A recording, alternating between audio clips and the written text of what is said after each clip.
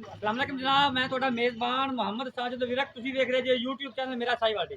ਜਿਵੇਂ ਕਿ ਜਨਾਬ ਮੈਂ ਵੀਰਾਂ ਵਾਸਤੇ ਹਰ ਰੋਜ਼ ਕੋਸ਼ਿਸ਼ ਕਰਦਾ ਹਾਂ ਅੱਛੇ ਤੇ ਖੂਬਸੂਰਤ ਜਾਨਵਰਾਂ ਦੀ ਵੀਡੀਓ ਲੈ ਕੇ ਦਰਵਾਂ। ਇਸੇ ਤਰ੍ਹਾਂ ਜਨਾਬ ਰੋਜ਼ ਦੀ ਨਿਸਬਤ ਆਵੇ ਜਨਾਬ ਦੋਸਤਾਂ ਵਾਸਤੇ ਦੋ ਜਾਨਵਰਾਂ ਦੀ ਵੀਡੀਓ ਲੈ ਕੇ ਹਾਜ਼ਰ ਹੋਏ ਹਾਂ। ਉਮੀਦ ਕਰਾਂਗੇ ਹਰ ਰੋਜ਼ ਦਾ ਤੁਹਾਨੂੰ ਸਾਡੀ ਅੱਜ ਦੀ ਵੀਡੀਓ ਵੀ ਪਸੰਦ ਆਏਗੀ। ਇਸ ਤੋਂ ਪਹਿਲਾਂ ਤਾਂ ਜਾਨਵਰ ਦੇ ਤਸੱਲੀ ਸਭ ਤੋਂ ਪਹਿਲਾਂ ਜਨਾਬ ਸਾਡੇ ਚੈਨਲ ਕਰਨਾ ਸਬਸਕ੍ਰਾइब ਤੇ ਬੈਲ ਆइकन ਤੇ ਕਲਿੱਕ करना है। एक अच्छे बेहतरीन वीडियो का नोटिफिकेशन जनाब मेरे वीरों के दोस्तों ने मिलता रहे। जनाब अल्लाह के खास फजल नाल दो जानवर ने, एक जनाब गबन है, एक ने जनाब फ्रेश बच्चा डिलीवर किया। मेरी बैक साइड तो तुम देख सकते जे तसली करावे जी गबन जनाब जर्सी तो जनाब फ्रीजन का कंबीनेशन। लोग आते हैं खब्बिया के पंडा के, अज जनाब कैमरे के विखावे फैसला जनाब तुम करना है कि पंडा के बहाने है कि नहीं, तसली करनी है। बाकी लैने देने जनाब नसीब होगी।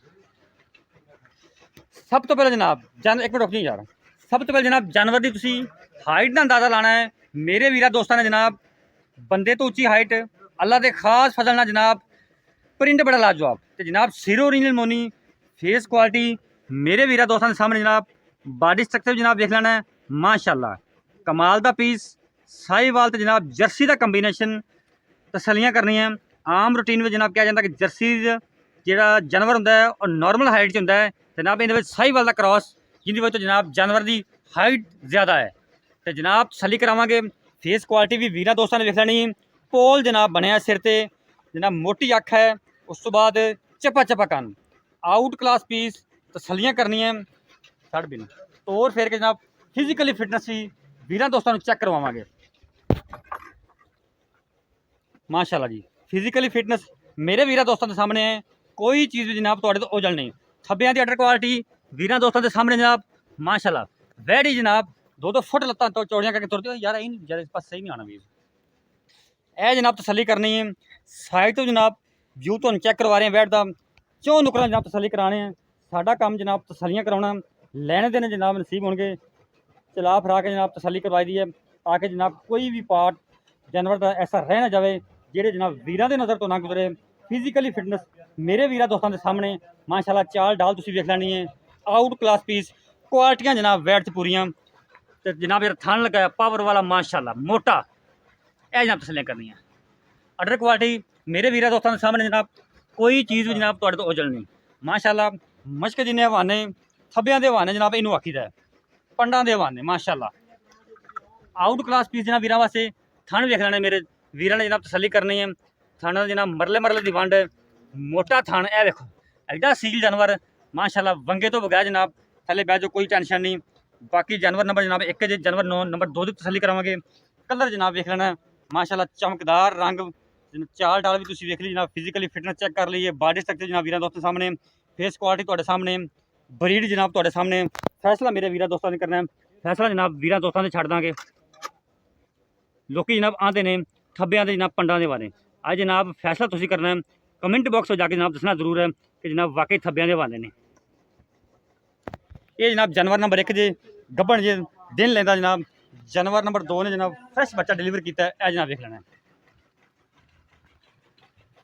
फ्रैश डिलीवर जनाब बच्चा किया है, तसली करनी है। पिछे बच्चा जनाब दूजा वारा ने डिलीवर किया नस्ल दा जनाब सामने।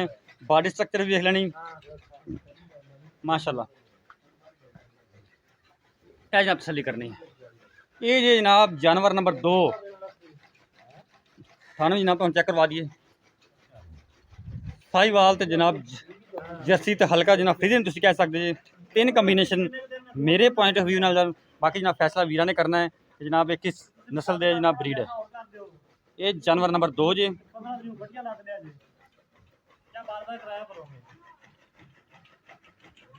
जानवर जनाब तुम देख लेने। हुण आप डिटेल सारी आप लेने मालक तो तसली जनाब तुम कर लीए। बाकी डिटेल जी आप लेने मालक तो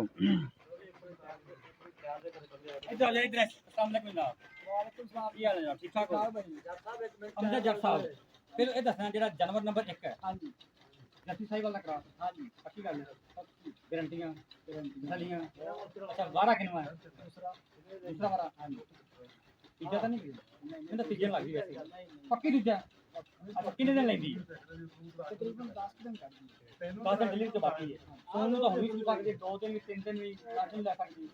लाले 12 दिन हुई होगा ना ਠੀਕ ਹੋ ਗਿਆ। ਆਪਾਂ ਰਿਕਾਰਡ ਦਾ ਕਿੰਨਾ ਕੁ ਬਿਲਕੁਲ ਰਿਕਾਰਡ ਜਿੰਨਾ ਕਿ ਕਰਦੀ ਤੁਹਾਨੂੰ ਮਾਲਕਾਂ ਨੇ ਦੱਸਿਆ ਹੋਣਾ 10 ਲੀਟਰ 15 ਲੀਟਰ 20 ਲੀਟਰ 25 ਲੀਟਰ ਮਾਲਕਾਂ ਦਾ ਕਹਿਣ ਲੱਗੇ ਆ ਵੀ 24 25 ਲੀਟਰ ਕਰ ਦਿੰਦੀ 24 25 ਲੀਟਰ ਪਹਿਲੇ ਵਾਰੇ ਕਰ ਦਿੰਦੀ 24 25 ਲੀਟਰ ਦੁੱਧ ਬਹੁਤ ਹੁੰਦਾ ਜੀ ਪੱਕੀ ਗੱਲ ਨਾ ਕਰਦੇ ਕਰਨਾ ਚਾਹੀਦਾ ਹੁਣ ਇਹਨੂੰ 30 ਪਲੱਸ ਤਾਂ ਕਰਨਾ ਚਾਹੀਦਾ ਨਾ ਤਾਂ ਕੀ ਨਾ ਕਰੇ 25 ਕੱਟ ਦੇ ਸਾਰੇ ਬੜਾ ਠੀਕ ਹੋ ਗਿਆ। ਅੱਛਾ ਬਾਕੀ ਹਰ ਚੀਜ਼ ਗਰੰਟੀ ਸੱਟਾ ਫਾਰ ਗੇਟੀ ਮਰੋੜੀ ਆਪਣੀ ਤਸੱਲੀਆਂ ਕਰਾ ਕੇ ਕੋਈ ਵੀਰ ਭਰਾ ਆਵੇਗਾ ਤਸੱਲੀਆਂ ਕਰਾ ਕੇ ਕੰਮ ਦੋ ਦਿਨ ਠੀਕ ਆ ਕੋਈ ਨੁਕਸ ਹੋਇਆ ਮਾਲਕ ਦੇ ਘਰੇ ਚਲੀ ਗਈ ਕਿਉਂਕਿ ਜੀ ਤੁਹਾਡੇ ਘਰੇ ਵਾਪਸ ਆਉਣ ਤੋਂ ਨਾਲ ਕਿਰਾਇਆ ਦੇਣਾ ਪੈਣਾ ਪੱਕੀ ਗੱਲ ਹੈ।